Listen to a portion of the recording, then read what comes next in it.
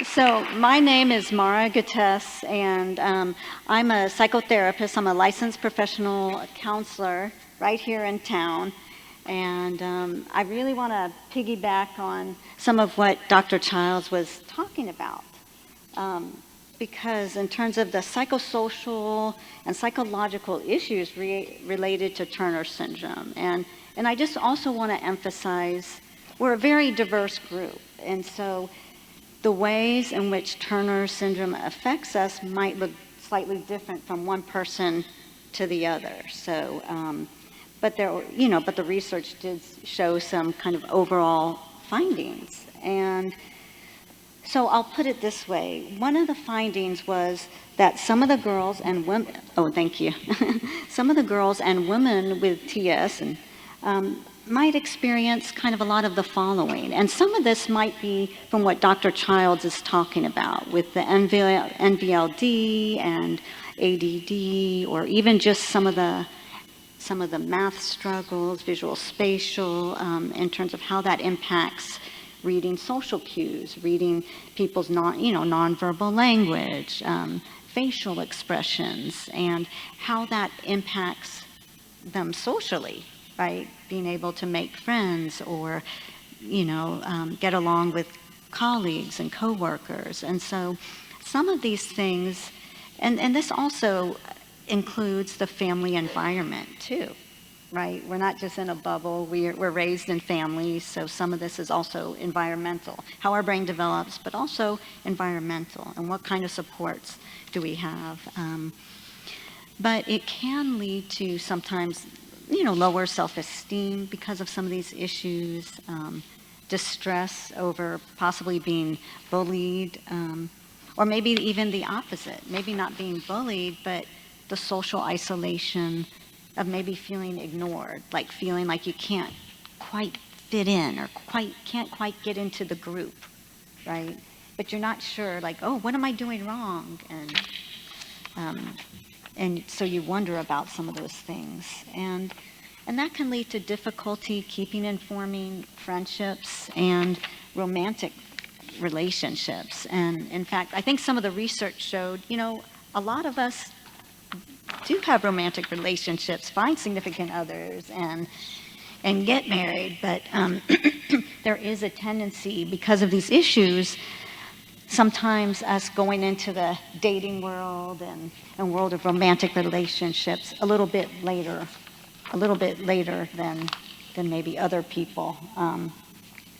And there can also be distress over infertility, and dealing with that, and how we want to start a family, or do we want to start a family, which leads to, kind of overall issues in, psychological and psychosexual kind of adaptation. And so what the research kind of shows, it seems like if we are diagnosed with something, the girls or the women, it seems like it's around the main areas around like depression. Oh, I need to. Sorry about that. Oh, it didn't.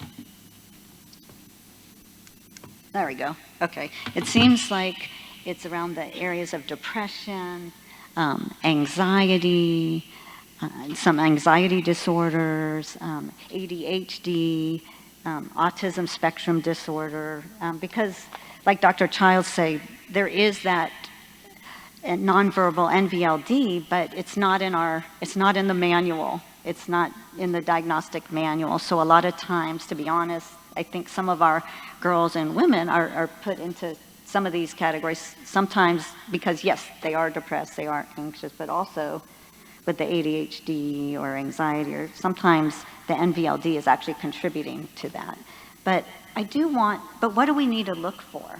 Like, how do we know that if we're depressed, or how do we know our child or adolescent is depressed?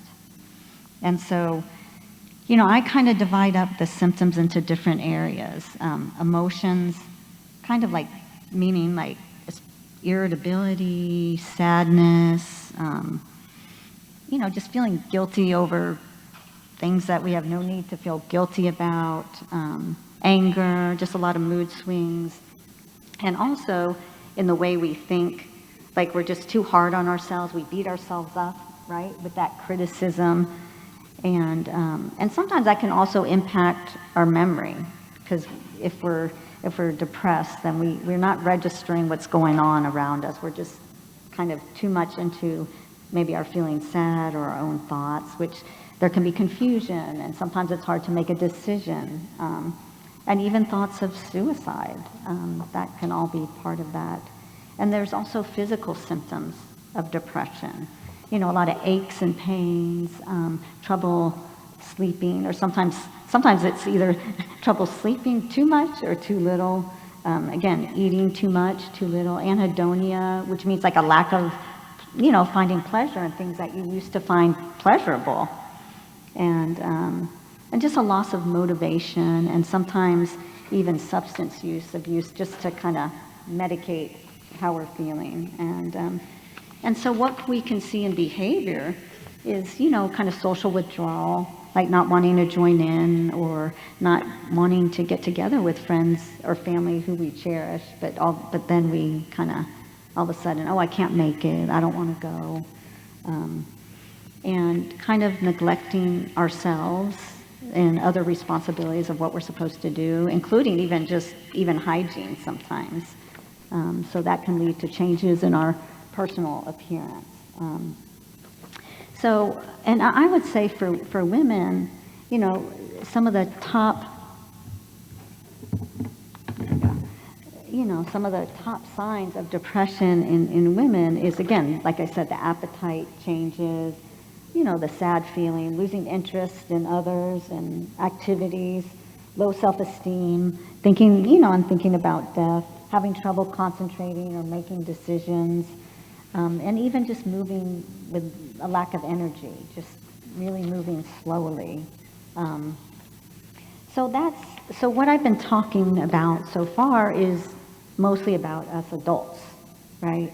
So in children, though, because I'm sure especially some of you parents out here want to know, well, what do I look for? What does this depression look like in my kid, right? Well, so there are some similarities, but there's also, some differences. Especially with children, there can be a lot of that irritability, anger, tantruming, just the kid expressing feelings like, I'm dumb, I can't do this, just that hopelessness, right? And again, social withdrawal, like they never want to go to the birthday party, or they don't, they're not really socializing with people. And you find maybe as parents, you might find yourself, to be honest, thinking, why is she so sensitive? She's too sensitive. Well, and so there might be an increased sensitivity to rejection because she doesn't feel good about herself. And so she's sensitive to when she does feel not accepted or rejected. So again, these are changes that you might see in your child. And again, the fatigue, low energy, trouble concentrating, and really decreased functioning in terms of doing things, those activities at school or with friends. Like you might even find more conflict, right? Where all of a sudden maybe your child is kind of getting into arguments, and now she's not talking to so-and-so, and she doesn't want to do this activity anymore. She wants to drop out. She used to like to dance, but now she doesn't. So things like that. And they might even verbalize some things like, I just wish I were dead. And those are all things to, obviously, to pay attention to and to take seriously. Now with adolescents, I want y'all to know, for y'all who have adolescents, yes, okay, you might say, oh yeah, teen moodiness, okay. But the thing is, if your teen is not at their usual baseline, right? Like there is maybe teens can experience whatever high school drama that comes or something like that, and they might experience a trouble, but it's usually maybe a few days where they seem kind of down, right? But when it's kind of ongoing, right, then that's not just, quotes, teen moodiness. Then you're moving into the area of depression, right? So like they might have, and the top 3 common symptoms for the adolescents again, are losing interest in things they used to enjoy, right? Like they used to play a certain sport and now they don't want to. Again, having more and more conflict with people, friends and family, and again, trouble either sleeping too little, too much, all of those, and just seeming not to have pleasure and, and not feeling like they're doing well in school. Sometimes there can be also even a drop in grades. So you can watch for that. Even if your kid is normally, a good student, it doesn't even have to be a huge drop, right? Like say your kid is an A-B student, well, maybe now they're starting to slip, right? A few more B's, maybe some C's in there, those are things to kind of, to look at, that maybe they're losing that interest and motivation. So what does the manual say, the diagnostic manual say about depression? How do we actually diagnose it? So it has to do with having, It has to do with having 5 or more of the following symptoms for 2 weeks, for at least 2 weeks, and a change from previous functioning. Okay? So these are kind of the things that I've already, if you look, it says especially irritable for teens, like depressed mood, but that can show up as irritability in teens and children for most of the day, nearly every day. Again, the lack of pleasure in things, decreased attention, concentration, and thoughts of death or suicide. And sometimes they post things too. You got to look at what they're posting, right? Sometimes they do poetry on their Instagram or Facebook or things that can be red flags. So we want to pay attention to that. If they express feelings of worthlessness, right? Like, I can't do anything right. I'm just, And to really look at, is it impairing their overall functioning, right? How are they doing in school? How are they doing with friends? How are they doing with their relationships? How are they doing at their job? All of that. So this is kind of what it's like to meet depression, right? Again, leave me alone, likes being alone, doesn't like to be vulnerable, open up, share with people, and tend to withdraw. Constantly complaining that they're not good enough, right? And they actually get uncomfortable, like dislike people being nice. They're like, oh, they just pity on me. They don't really like me, that kind of mentality. They don't always like to go out. They don't like to ask for help. And again, they feed off of kind of negative thoughts. So that's what depression kind of really looks like. So I wanted to move on to a little bit about anxiety, because there's certain types of anxiety that sometimes with Turner syndrome, people get diagnosed with, which is more and I would say they tend to be more the generalized anxiety disorder, obsessive compulsive disorder, and social anxiety disorder. So before I get into that, I know a lot of y'all sometimes, I've been asked a lot, so what's the difference between depression and anxiety? How do we really know the difference? And so I would say anxiety tends to have more, there is some overlap. You can see the overlap of both depression and anxiety might have fatigue, changes in weight, appetite, sleep, concentrating, even thoughts of death. But if you look with the anxiety, it actually tends to be more physical in nature in terms of how it shows up, right?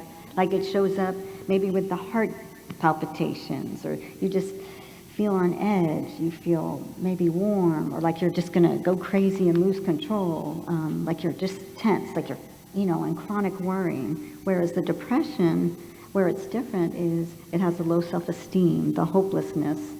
There is some slowness, but it's not the same physical manifestation as anxiety. So that's what I wanted to kind of give y'all a view on that. So what are some of the symptoms of generalized anxiety disorder, right? What does that look like? Well, so it can be, it's just excessive worry over everything, from big things to little things. And even difficulty, it can be shown by difficulty breathing, difficulty with, having a lot of muscle tension, poor concentration, tiredness, even GI problems, right? That can even be part of anxiety. There's an expression that I like to use that's called "the body keeps the score," right? And so, and a lot of times when we are anxious, the body does keep the score. Like, listen to what I'm saying, palpitations, muscle tension, feelings of restlessness, just all these things. Your body is kind of showing the distress with this generalized anxiety. So what are the actual criteria? Those are some of the symptoms. There we go. Oh, no, hold on. Okay. Okay, so I think I skipped, hold on. I need to go back for a second real quick. Okay. So what is the difference between like worry and actual anxiety, right? Because of course we get worried about things. That's a normal part of life. If you're going to have surgery or something, of course you're going to be worried. If a friend's in distress, you're going to be worried. If something bad happens, of course you're going to feel worried. But the key is with the anxiety, it's getting in the way of your daily functioning. And with worry, it's not really impairing your functioning, And so while it's not fun to worry, it might not cause like the significant distress, like the palpitations or just that you feel everything's out of control, right? And you can't, it's kind of like an on switch. You feel like you can't turn it off because your mind is just going with worry. What about this? What about that? Just constantly worrying. And also your bouts of worrying, like with kind of normal worry, the bouts of worry don't last as long, right? But with anxiety, you've been worrying about it every day for almost like 6 months. So that's a long time. Okay, so what are the actual criteria then for generalized anxiety disorder? It's, again, 6 months or more, at least 6 months of feeling restless on edge, becoming tired easily, difficulty concentrating, sleep problems, muscle tension, irritability, and really excessive worry that doesn't seem to be kind of going away. And for children and adolescents, again, they find it difficult to control the worry. And usually they're associated more like with school or things like that, some separation, difficulty concentrating. So what are the signs? Another type of anxiety is the social anxiety, which some of our girls have. And a lot of that is around, they're afraid to be judged. And so they tend to hesitate sometimes to talk to strangers or talk to even their classmates. And for some of your adolescents, as they get older, parents might be like, call so-and-so. You need to call your doctor, or you need to call so-and-so. Oh, they don't want to do that. They're scared. It's not that they literally can't use a phone. They're scared. They don't want to have to talk to anyone with it because they're scared that they're going to say the wrong thing, be judged, and embarrass themselves. And that keeps them out of activities that maybe they would like. Like, oh no, I'm not going to try out for that team. Oh no, I'm not going to do that. I'm not going to participate in that group activity. Oh no, I might embarrass myself. And that keeps them, and that affects, what they do. Because they won't, participate in activities that they might enjoy. And they do experience intense anxiety, especially if it's an event that they have to go to, like they can't avoid, like going to the party or something like that. They really worry about that. Okay. So what is the criteria for social anxiety disorder? Again, like I said, it's fear or anxiety about social situations in which, the person might feel scrutinized or judged by others, right? Like that they'll say the wrong thing or they'll display the anxiety and then everyone will reject them, right? Or think, oh, you're weird. And social situations always provoke fear and anxiety, or even a phone call can. and with children, you might find that they're clinging to you, they have you by the skirt, or tantrums just because they can't handle the social situation.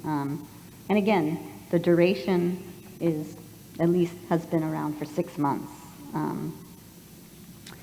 So another type of anxiety that sometimes with Turner syndrome get diagnosed with is OCD, obsessive compulsive disorder. So I want to go to, well, what is an obsession? What's a compulsion, right? Because there's all different types. So an obsession, can be around like contamination, right? Like getting sick or germs, being dirty, or also concerns about harm, like is something going to harm them? These are some of the obsessions. Intrusive thoughts, right? That can be aggressive or feel unacceptable or taboo, right? Sometimes someone has those thoughts and they can't, that causes distress. And also, sometimes they have symmetry concerns, like, oh, it has to be equal. Like if you touch this, you got to touch that. And also sometimes hoarding. They can't, they have to keep every object, every piece of paper. So those are kind of the main areas of obsessions, but also with compulsions. That means they feel like they have to. They cannot not do that, or something bad might happen, or the anxiety overtakes them and they don't feel relaxed until they do that, right? That's where you get the checking, rechecking, the hand washing, just all these rituals that they have to do. And if the ritual gets interrupted, they have to start over, right? Otherwise, they're too anxious. Ordering or counting in a certain way, right? So basically OCD is the presence of these type of obsessions, compulsions, or both, right? Okay. So now another, Dr. Childs was mentioning kind of ADHD, right? And the different types, because sometimes our girls or women are diagnosed with that. So again, the inattention is just kind of daydreaming. They're not paying attention to the details, so they might make careless errors, things like that. Difficulty sustaining the attention. It doesn't seem to be listening, might seem kind of checked out, right? Loses things all the time, forgetful, easily distracted. So those are the more inattentive types. And then of course the other type with the ADHD is the hyperactivity, like restless, fidgetiness, impulsivity. They're always on the go, talking too much, blurting out answers, and for the kids, maybe not even being able to share or wait in line because they have to get to it. They act without thinking. So there can be, again, these diagnoses can get confusing, right? Because sometimes ADHD and OCD can also seem kind of similar, right? Because as you can see in that area, there can be some overlap because there is anxiety with ADHD, and of course OCD is an anxiety disorder, and there can be inattention, perfectionism, and addictive tendencies as part of both. But as you can see, there are some differences. Like with ADHD, there might not be the obsessive thoughts to that degree or the compulsive behaviors, but instead there might be difficulty finishing tasks or a working memory issue with the ADHD. So those are some of the differences. So what about, sometimes ADHD really looks a lot like anxiety, and how do you tease that out, right? So again, because both can have distractibility, fidgetiness, disorganization, poor time management, some of those things, difficulty remembering, getting stuck, worrying. But as you can see with the anxiety, again, there's more of that physical, right? There's more of the physiological symptoms that come, right? Being nervous, the heart pounding, belly aches. Whereas with ADHD, it might be overly sensitive, impulsive, temper outbursts, too many thoughts. So I also want to talk about, okay, Mary. No, okay. I want to talk about just briefly, because some of our girls do get diagnosed with autism spectrum disorder.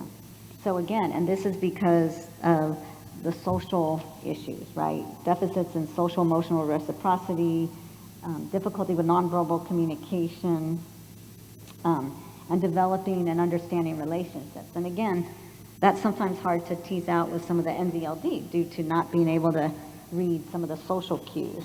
And also for the children, difficulties in sharing or engaging in imaginative play or making friends, you know, or an absence of interest, especially when they're young in their peers.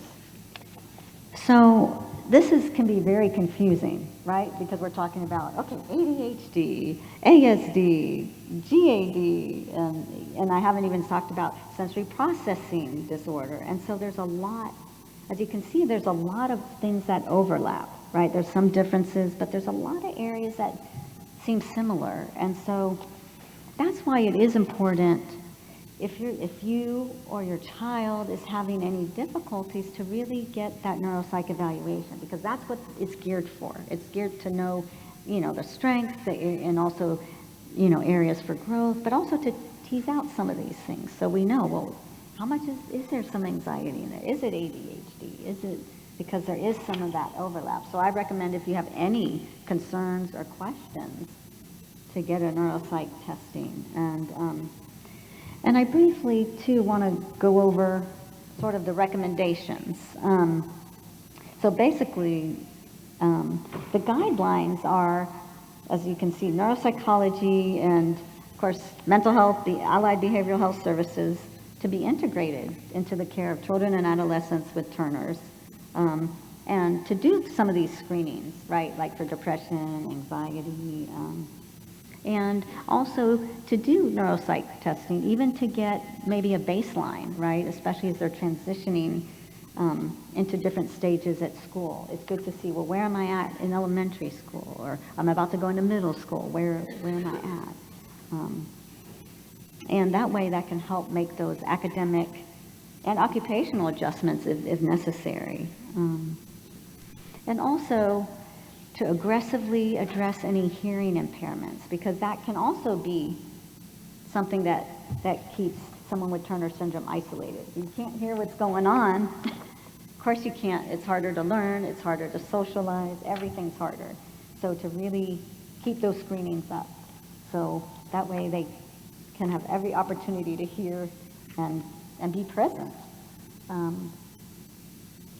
And, you know, and also for the last one, evidence-based interventions for cognitive or psychosocial problems to be adapted to meet, they can be adapted to meet the needs of individuals with TS. So for example, if someone is struggling with anxiety or depression, even though maybe some of the issues of why that person has anxiety or depression might be different, but it can still be very helpful and adapted. So don't hesitate. If you or your child are struggling, you know, definitely look into going into therapy, getting a neuropsych eval, but also going into therapy. And I want y'all to know, in my Q&A breakout group with my colleague Teresa del Castillo, we're going to be talking about, or talking with, and you guys are going to be talking about, you know, what are the issues, what are the most prevalent issues that impact you, you know, around, or any questions around this anxiety, depression, any of these things, plus